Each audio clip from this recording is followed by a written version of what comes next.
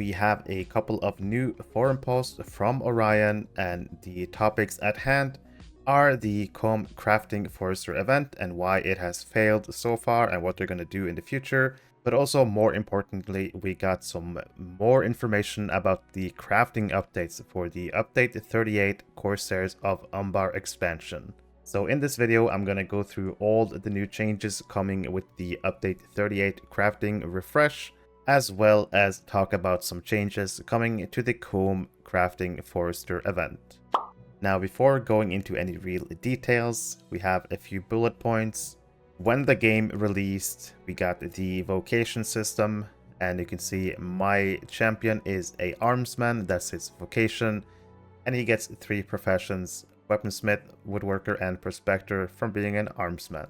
The idea behind the vocation system was to encourage trading, people using the auction hall, trading between players, because typically you needed some items from another vocation, etc, so they wanted to encourage trading and a healthy economy. But instead, what actually happened was that players simply made their own alts and leveled them up and just traded between themselves, and other players simply just ignored and avoided the crafting system.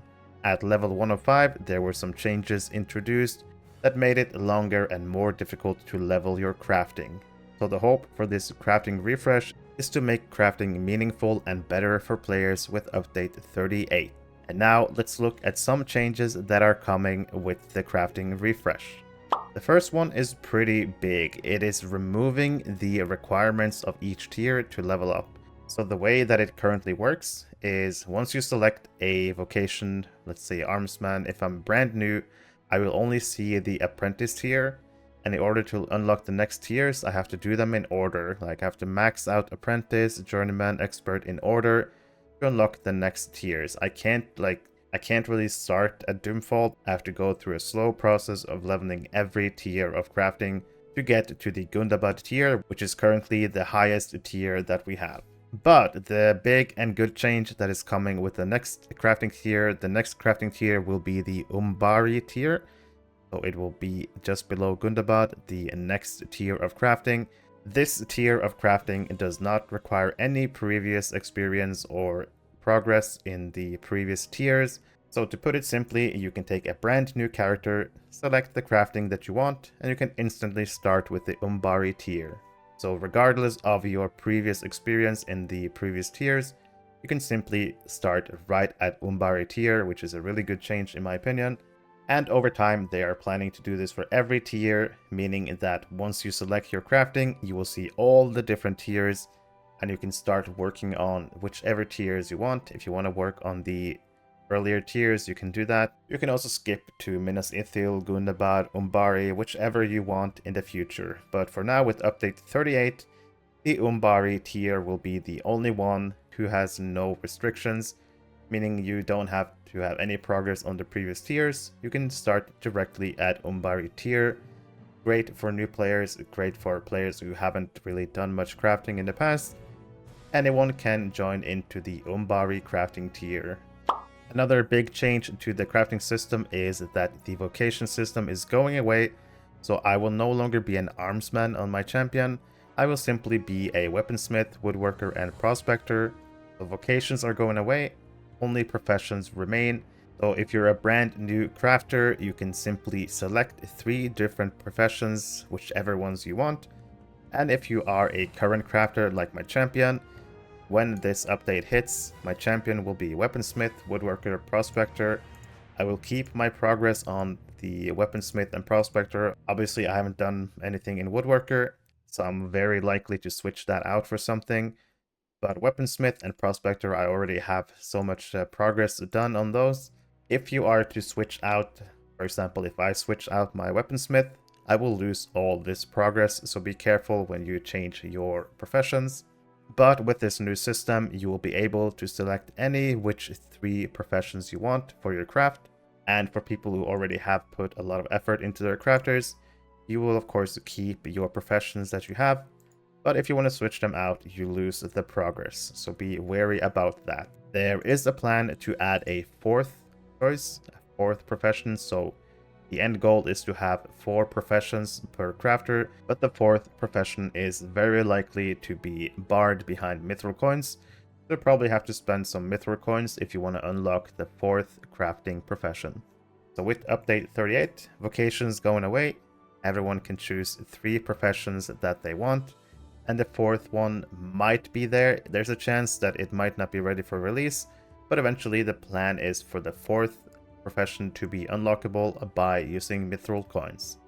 There's another excellent change coming to the game, and it's regarding the tracking skills. Currently you can only have 1 tracking skill active. Since I'm a prospector, I have the track mines skill where I can track the mines on my radar.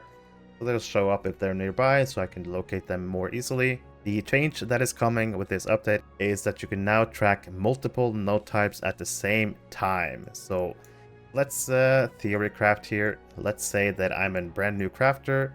I select prospector, which will obviously give me the track mine skill. I then select a forester, which will give me the ability to track wood. When I select my second profession that can track something, your tracking skill will change to track resources. And the skill will just be called track resources, and it'll automatically track wood and ore, because I have those 2 crafts. And I'm assuming you can also select a scholar and also track scholar nodes. So really nice for finding items on landscape, and a great change for the game overall, giving you the ability to track more than one thing at once. And another really great thing when it comes to gathering, you can now gather any type of node that you want, regardless of tier. So if you're a brand new crafter, like if you're level 10, you just selected your first crafting and you select prospector, you can actually go to Gundabad and start mining Gundabad nodes. No more requirement to level up your crafting to harvest anything that you want in landscape. So really good changes here. You can track multiple things with your tracking skill. It's going to change to track resources, and you can harvest any resource regardless of your crafting tier. So for example, any level prospector can mine any node anywhere in the world. Really good quality of life changes to crafting. In the forum post, there was also talk about the top end crafting and how it's going to work with update 38. The way that it currently works with the, for example, my weaponsmith, in the beginning of the X-Pack, nice, I get some nice cool swords and axes that I can craft. They're pretty good. They're good until we get the first instances. So crafting any gear and weapons, anything, is pretty underwhelming. It's only like early in the X-Pack, and they want to change this, making crafting more engaging. Additionally, some crafters feel like they might be forced into a playstyle to get their items. Like, not everyone likes to raid. Sometimes people might feel forced to do raids to get their items, and they want to get rid of this. They want the important crafting items to drop from anywhere in the game, like any content that you like to play. So they want to expand the places where crafters get their materials to make this top-end gear and the items.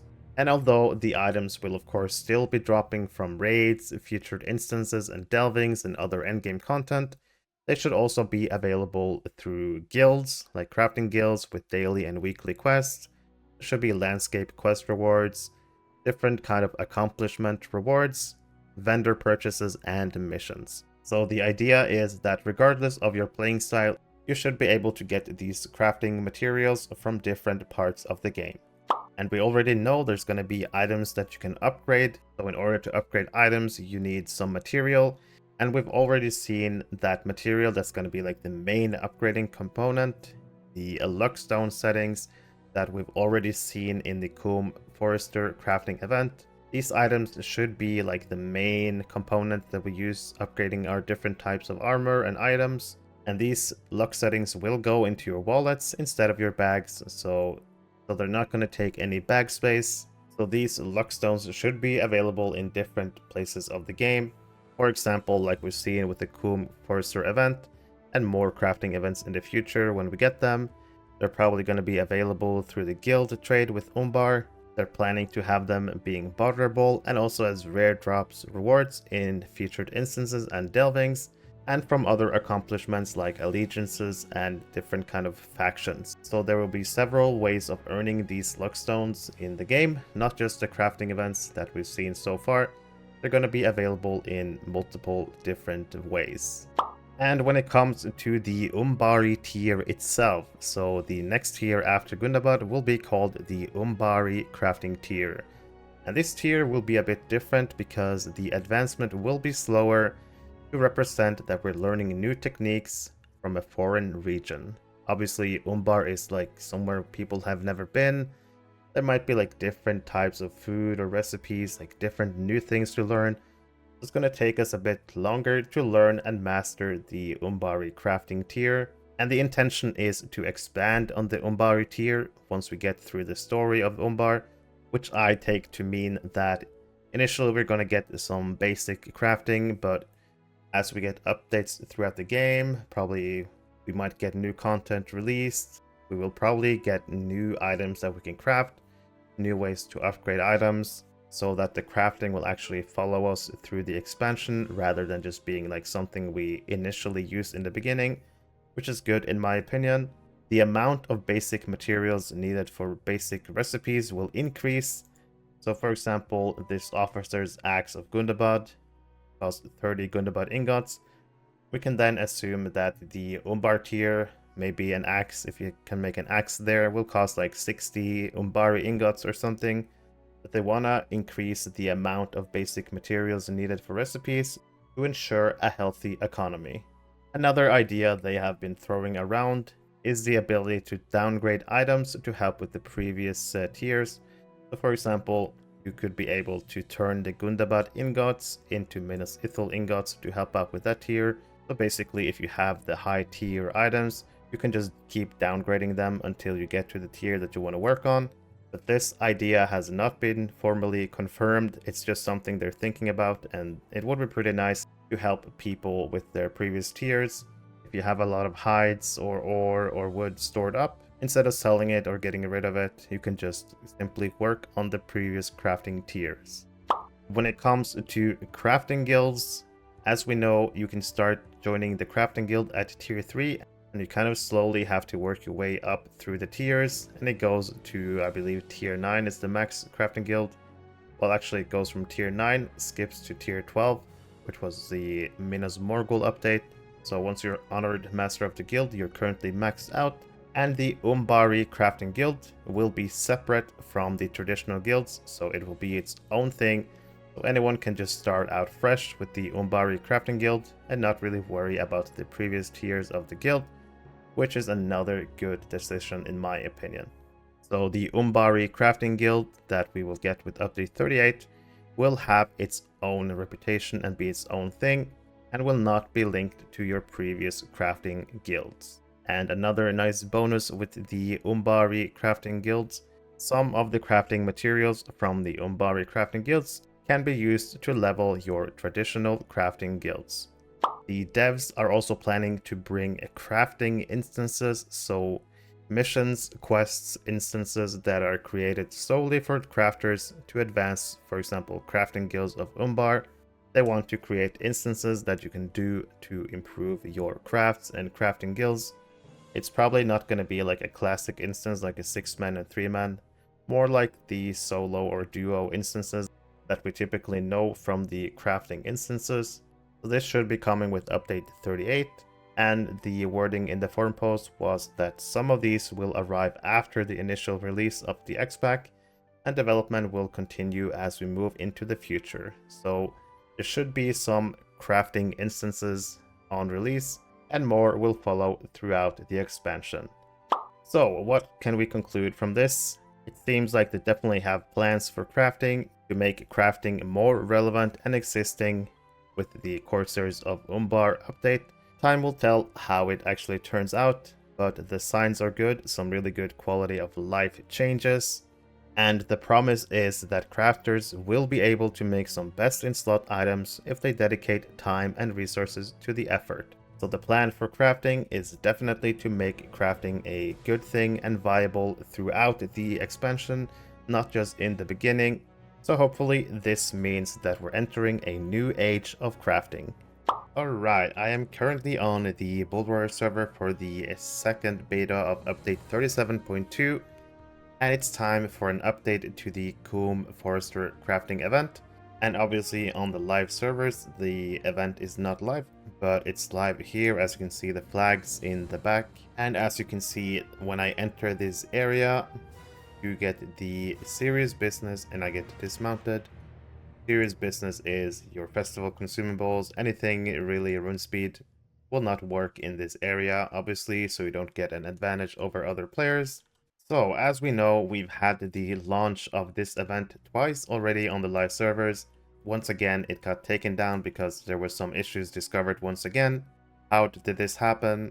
Typically, for an event of this size, it is usually in an instance space, but this time they wanted to try to make an open world event, and Orion thought that they would fix any issues by putting all these different steps into the event. You know, where you register, you wait 2 minutes, wait 2 minutes, and then it starts, that kind of thing.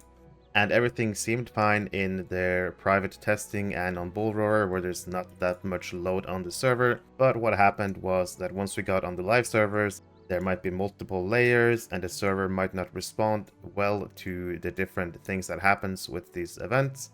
And without going into too much detail, the events started to desync, making people automatically fail the quest, and there were several bugs where some run speed bonuses were usable. Just a lot of minor issues. But yeah, the intent was for it to be like an open world event, where it's driven by the players. Like when players register, that's when it starts, and they wanted it to be open so people could watch. If you're like a new player, it might be a fun thing to stumble upon, seeing a race happen here. But clearly this was not working. So what's going to happen to this event? How are they going to fix all the issues? So here's what's going to happen. The event will now be on a set timer, like a set rotation timer schedule, and here is how it will work. You can safely ignore the text in the chat right now because it's still using the old registration system, but the way it's going to work in the future, like when we get this event back, is the event will be announced just like this, and you will have 6 minutes to register and to make sure that you enter the event. And within those 6 minutes, you have to talk to Wilken Thorn to get your daily quest, and then register with Aldith. And then you'll just wait for the event to start, and once it starts, you just do the event as normal. Also, a thing that's going to be new with the fix is that you're going to be able to fail your quest in a few different ways. One of them will be if you pick up the quest, but you fail to register with Aldith before the event begins. If that happens, then your quest will automatically fail. There are a few other ways that you can fail. For example, when you're carrying the caber through the field, if the timer runs out, obviously you will fail. Also, if you try to wait, do the chopping and do the bear hides, if you just wait by the ale for the next event to start, you will fail the quest as well. So no cheating in that way is allowed. And obviously you can also cancel the quest and it will fail. The good thing this time around is that if you somehow fail the quest will not go on the daily cooldown. Instead, it will just be like a normal 5-minute cooldown, like when you cancel any quest in the game, and you can then register for the next event if you want to. So if your quest somehow happens to fail, don't worry, you can pick up the quest again for the next event. And completing the event normally, once you finish your caber run and turn in your quest, then the quest will go on the daily cooldown as intended. I mentioned that some run speed buffs were getting through the system checks. For example, drinking coffee, the Bjorning Wanderlust, and Mariner run speed boosts. These have all been checked, and no run speed boost should be working for when this event comes back to live.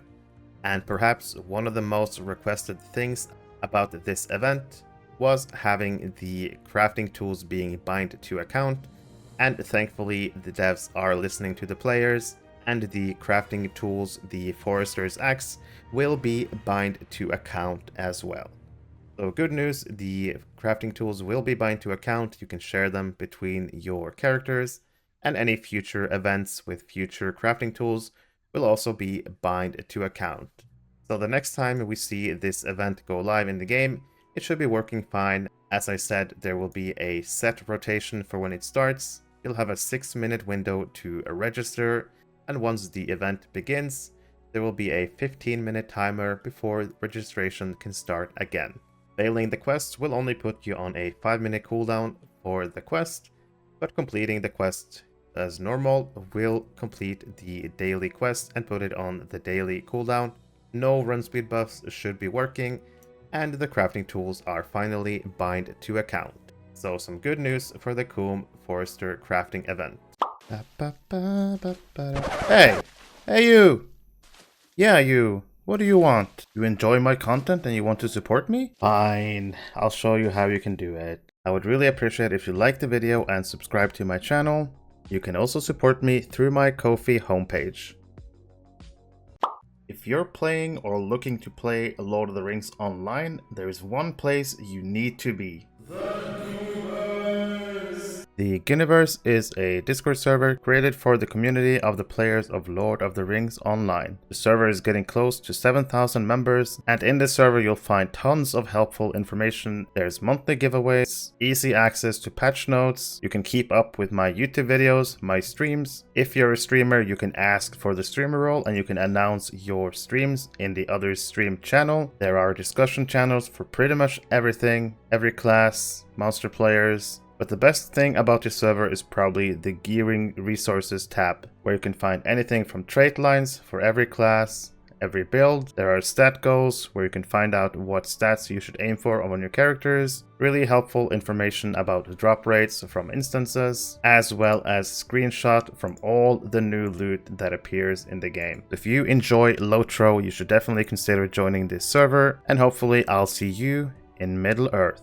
If you were part of the Ghyniverse already, you might have noticed that another tab appeared at the top, the LFF server. This server is a brand new server that I created, the LFF Ghyniverse. In this server, you can select which servers you want to keep up with, and once you select your server, say you select Arkenstone, you will see the LFF, the kinship advertisement, looking for kinship and trade channels, and there's also voice channels if people want to use those. The LFF channel is basically a looking for fellowship channel where people can post if they need players for the runs, and this way people don't have to be logged into the game to see the chat. They can just instead get a notification on their Discord. There's also a kinship advertisement page where kins can post their kinship advertisement and have people join their kins. And you can also post in the looking for kinship chat if you're looking for a kinship, but make sure to take a look in the kinship advertisement first and look through all the kin to find a suitable kin for you. There's also a trade channel if people want to buy or sell stuff that you can use.